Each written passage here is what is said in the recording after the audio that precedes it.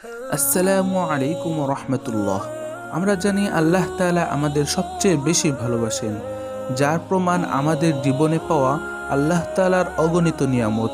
তবে আল্লাহ তাআলা কোন কোন বান্দাকে বিশেষভাবে ভালোবাসেন, চলুন কোরআন ও হাদিসের আলোকে জেনে নেই যে আল্লাহ কাউকে বিশেষভাবে ভালোবাসলে তার নিদর্শন কি। এক হাদিসে আছে, রাসূলুল্লাহ সাল্লাল্লাহু আলাইহি ওয়াসাল্লাম বলেছেন, আল্লাহ তাআলা বলেন, যে ব্যক্তি আমার বন্ধুকে কষ্ট দেয় আমি তার বিরুদ্ধে লড়াইয়ের ঘোষণা দিই। আমার বান্দা আমার আরোপিত ফরজ কাজের মাধ্যমে, যা আমার নিকট প্রিয়, এবং নফল কাজের মাধ্যমে আমার নৈকট্য লাভ করতে থাকে। এভাবে একই স্তরে আমি তাকে ভালোবাসতে থাকি। আর যখন আমি তাকে ভালোবাসি তখন আমি তার কান হয়ে যাই, যা দিয়ে সে শুনে, তার চোখ হয়ে যায়, যা দিয়ে সে দেখে, তার হাত হয়ে যায়, যা দিয়ে সে ধরে।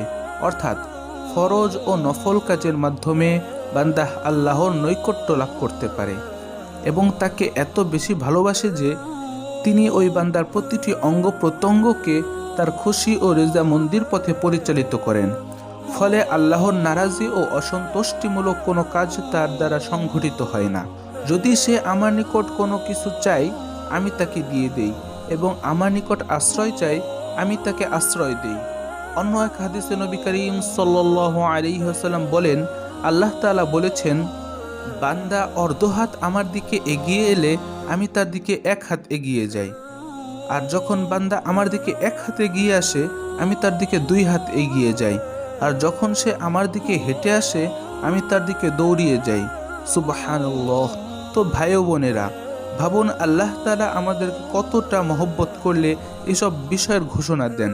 চলুন আজ থেকে ওয়াদা করি আল্লাহ তাআলার অসন্তুষ্টির কারণ এমন কোনো গুনাহ আমাদের দ্বারা যাতে না হয়, সর্বোচ্চ চেষ্টা করব ইনশাআল্লাহ।